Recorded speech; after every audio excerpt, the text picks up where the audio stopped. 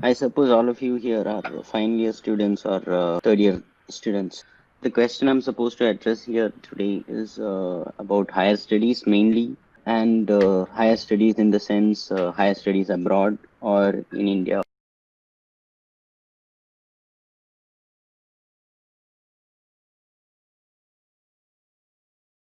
Starting with GATE, let me go one by one. If you have decided to pursue higher studies, you have basically two choices. One is staying in India and doing a master's, and another one is coming abroad. Now, if you get into one of these, if it is master's in India, you can do MBA or MTech. If it is MTech, you have to give GATE or maybe PGCET or something like that. This is the qualifying exam. GATE is pretty tough. If you can crack GATE, it's really good. But the problem with the education system in India is that it's not always very hands-on. It's not that I'm looking down upon the system or something. It's just something that I experienced. If it has changed, well and good. It's really good, great. So that is the reason why most of the people decide to come abroad here in the US, or go to Ireland or any of these countries, UK, Germany, and all these places to pursue a master's.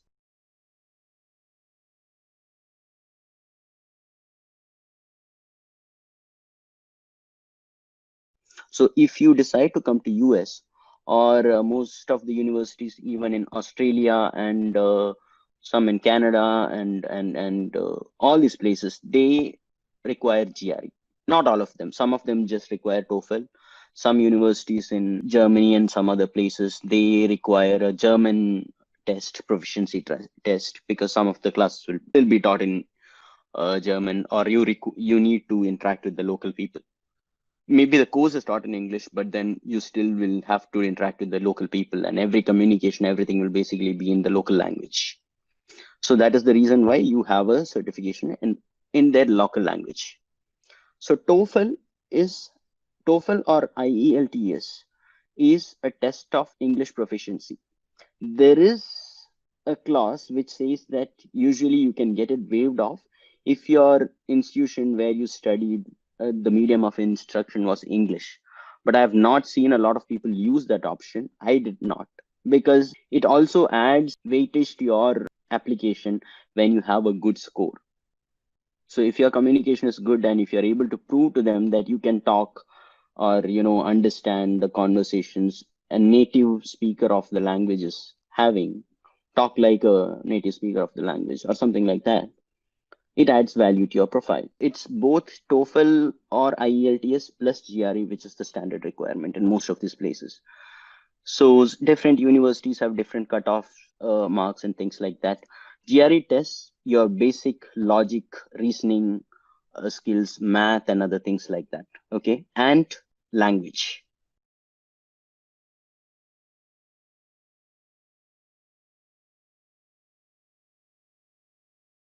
I would say Magoosh is a really good resource. Look into this website. Magoosh is a really good resource. I used just Magoosh.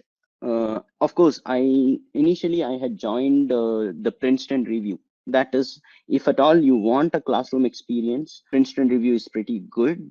But then, if you are someone who can take things in your own hands and deal with it, then Magoosh is the best resource. Magoosh has these mobile apps also, like some of these mobile apps where you have verbal cue cards. You just keep looking at the words and then you will learn it. So this is one resource.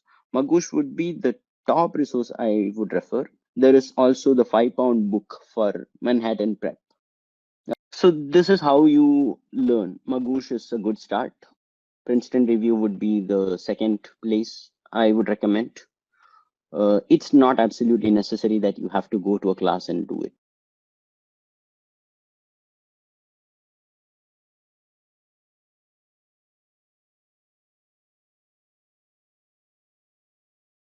Research papers are one way of adding value to your profile. Yes, it's really good. If you have a research paper where your name is mentioned, then absolutely it's great. You can even apply to some quite ambitious universities.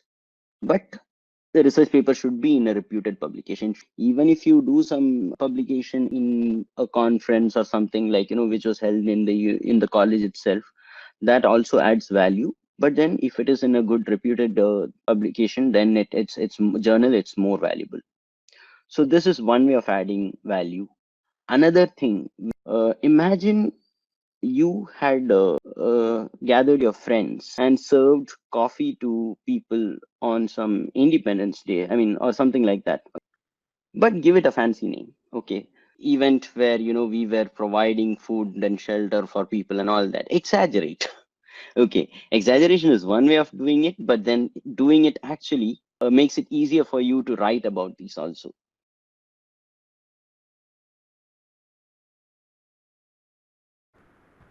Exactly. Commits to GitHub. So if you are doing some project like this, instead of keeping it in your local system, commit it to GitHub. So they see that, you are coding actively. This is another way of showing that you have something in your profile. Okay, provide a link to that when you're applying to companies also. Even when you're applying to the universities also, you can mention that, you are an active developer in such projects. So this is one way. And data analytics and things like that, that also adds, like, you basically you need a story to tell. Take one thing and concentrate on that, like, whatever you are good at, concentrate on doing it really, really well. That is one thing I would say. But I would also say, do not limit yourself to just one thing at all. Also, you need to know what is going on around you.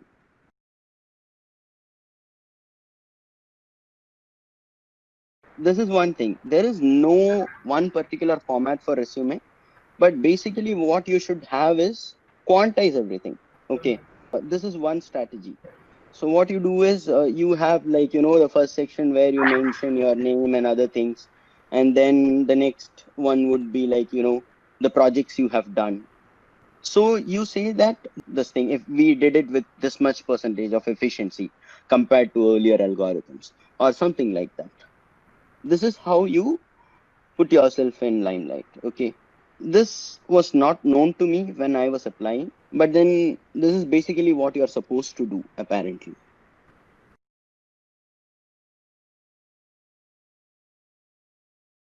Yes, there is actually.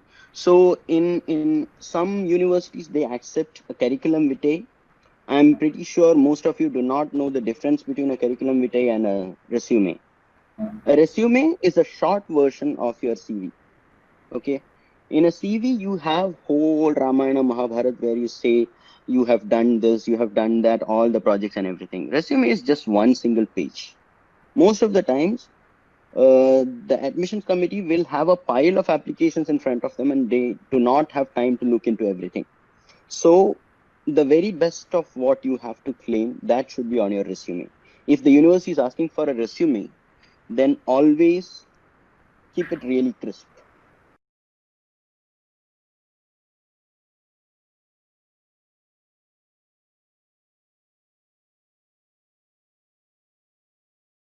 So the strategy is the same. See, this is where our job industry or our higher education sector and the American education sector fundamentally differs. Here, the industry is driven by research. Think about it. Our country has so many engineers, but in terms of innovations or, like, building frameworks or things like that, we have, like, amazing coders.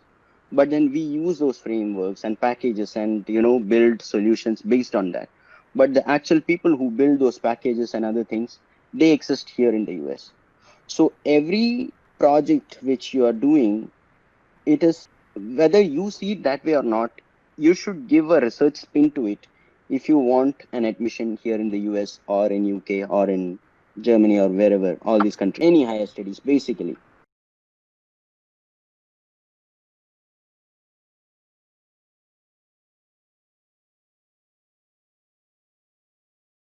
No, I wouldn't. So it's a hit or miss, basically. Like, there are consultancy services in Mumbai and all. I have heard they charge exorbitantly high fee, and they do give, like, really personalized treatment and all they say. But I have seen people who got their resumes done from there. I mean, not their resumes, their SOP. SOP is the biggest challenge in the application process, actually. So SOP is statement of purpose or personal statement where you narrate your story. Okay. They basically have a set format and it's just a masala which they mix with everything and they come up with a story. That's never what you're supposed to do. You sit with a friend, get it proofread by 100 really good people who know language, who understand things, and then keep editing, and refining it. Quite frankly, my SOP drafting process took 6 months.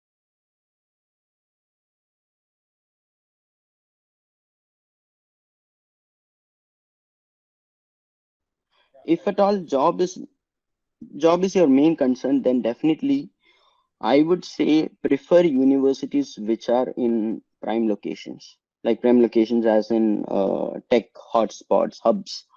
So New York is one place, New York and Tech Valley. It's called Tech Valley. Silicon Valley is the West Coast. So these two places, or maybe even Arizona. Arizona and all job opportunities are less, but then it's better. It's quite close to Silicon Valley. So that way, California. So it's better. So apply to such universities, places where it's easier to travel. Once you come to US, you will know the difficulties. It is a super huge country, much larger than India. It's not easy to reach from one place to another.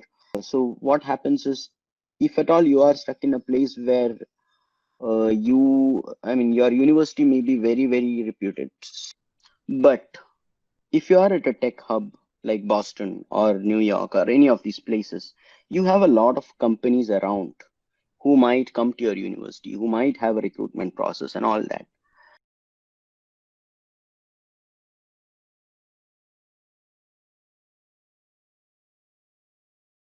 You get that bare minimum 290 also. There are universities which are ready to give you an admission. Doesn't mean you have to go there, because the thing is some of these universities are also big frauds. Like they are just there to make money, and then later it will get that university might get blacklisted and all that.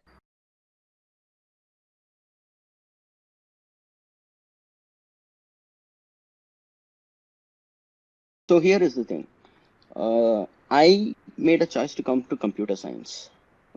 But what I have seen is there are other disciplines which are equally good. Okay. But then the thing is, computer science is highly in demand. Okay. Even now, it's highly in demand. We say that if you are a computer science graduate, then your life is secure. Yes, that's absolutely true. But then I also see that people who take other courses are finding jobs, and you might not need to put in so much effort for those courses. Number one. Number two, if at all you thought that you want to explore something which is non-CS, then this is the right time to do that. Okay, there are a lot of people who do computer science and then switch to project management, engineering management. There's an MS in engineering management or project management and all these things, which operations research. Okay, there is an MS in OR. Okay, these are all options. Then I would say there are people who come here for MS in applied mathematics. If you are good at math, all these courses, they have quite a high level of coding. You have a degree in applied mathematics, you can still become a data scientist, or any of this programmer or something like that, who develops something. Some of you guys who have biology background can even apply to bioinformatics and all those things. So biologically inspired computing, bio inspired computing, these are all very current relevant fields which are booming. Okay, so I wouldn't say limited to computer science, but then if you're confident about it, only then apply to these. You need to do your research.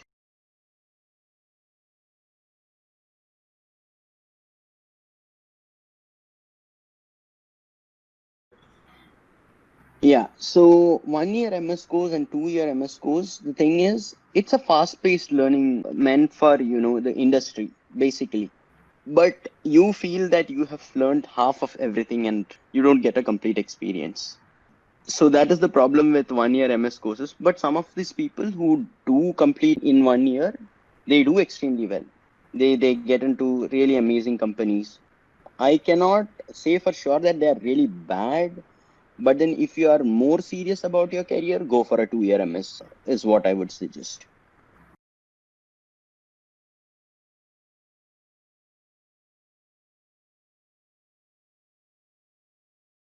Process of getting into Northeastern University: give GRE, give TOEFL, then write an SOP, send it in, and that's it. That was it. So they required all the, like, unlike many other universities, they also looked into what all subjects I had learned and which textbooks I used. So I had to collect first year ka syllabus book, second year ka syllabus book, all 4 years syllabus book, and prepare a document where I had listed what grade point I got for each subject and which textbook I used. These are the kind of things you might have to go through.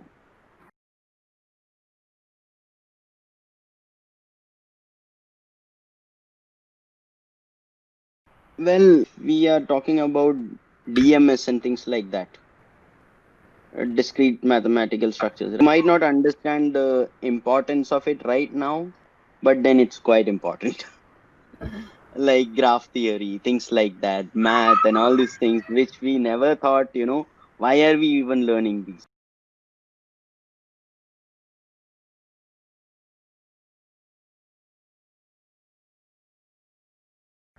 Yeah. So this is not something I would say you should worry about at all right now, because number one, most of you guys will be applying for computer science. Okay, computer science, you're definitely getting a job. If at all you are looking for some other disciplines, then maybe you have to worry about it. But then it's like you have a 6 month period with.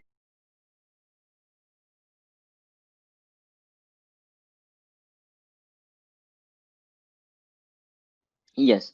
So computer science, US is really amazing. Okay, this is the hub of everything that is happening in computer science.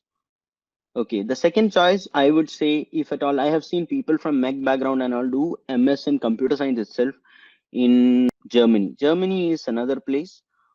I am ranking every country, okay, by preference. Okay, so Germany, then maybe Ireland, okay, and then maybe Australia is okay, but not so great. I mean, the research projects, unless you get into one or two of the top universities, it's not so good in Australia.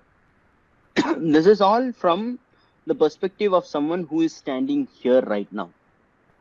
But if at all your profile is kind of not so great and everything which is abroad is really good. Even the worst ranking university in the US will have a level of standard that is at par with maybe even NITK. So that's the kind of work they do. They need to maintain certain level of standard, because otherwise the competition is so fierce that they cannot exist as a university here in the US.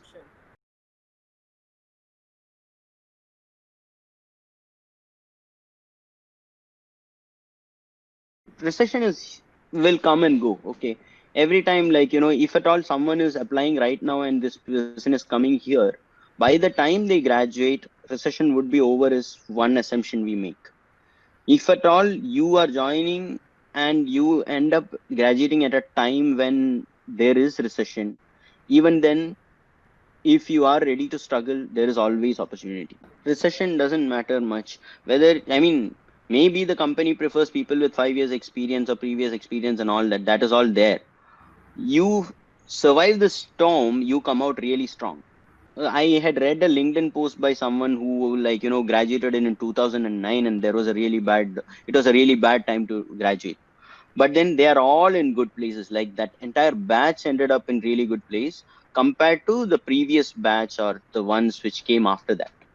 Because it is only when, there is even a saying, like, one which is born in fire doesn't, get, like, perish in just mere sunlight or something like that.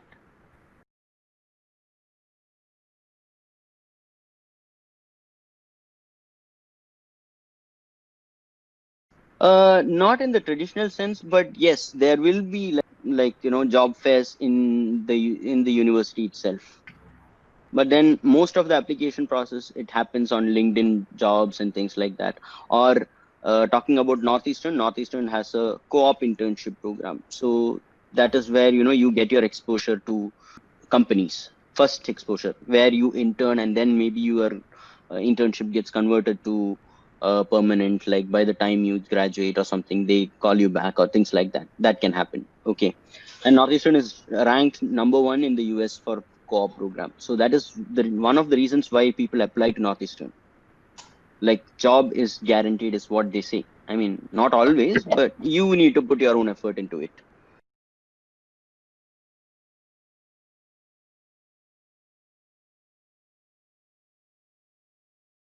See, tech industry, it's not, until now, it has not been affected so badly by Trump. You should also understand that lobbying is a legal thing here to do. So the industry lobbies actively against spending millions or billions of dollars. They do lobbying in Senate and Congress and all to get their bills passed and things like that. So uh, jobs will, I mean, at least the tech industry will not suffer for a long time.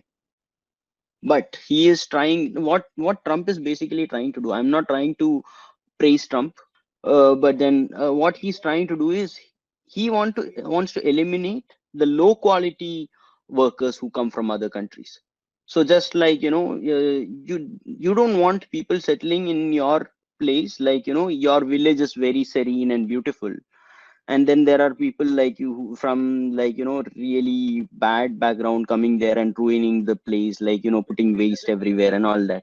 Basically it doesn't affect IT as of now, but now there is a proposal to introduce a minimum this thing salary for H1B visas as $250,000, which is pretty unrealistic actually. $250,000 is pretty high.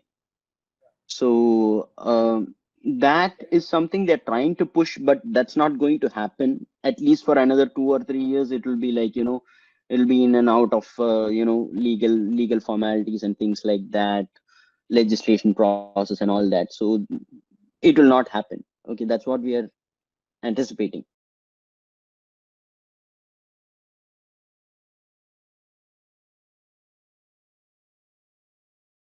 Maybe the opportunities will be less. There might be different factors affecting what decides whether you get placed or not. Definitely you need to put more effort, and then it will happen eventually.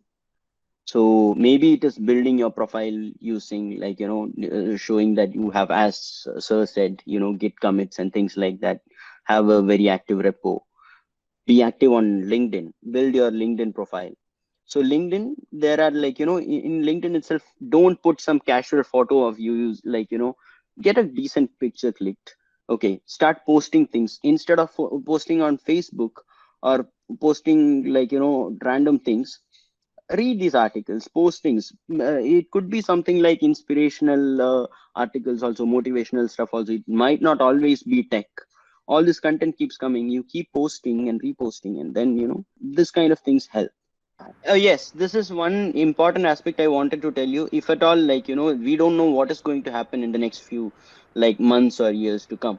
So final year students who are applying to courses here, to come for MS here, please listen to this. If at all you get an admission and your classes are online, do not take it. Ask for a deferral. Do not come here, don't stay at home and think that, oh, I can save money, and then you are doing so much and I'm getting more value out of it. I am getting the degree also. No, because the pressure is extreme. You don't know what you need to do to get an actual US degree or a foreign degree. So your experience is toned down. As such, we find it very difficult to deal with online classes.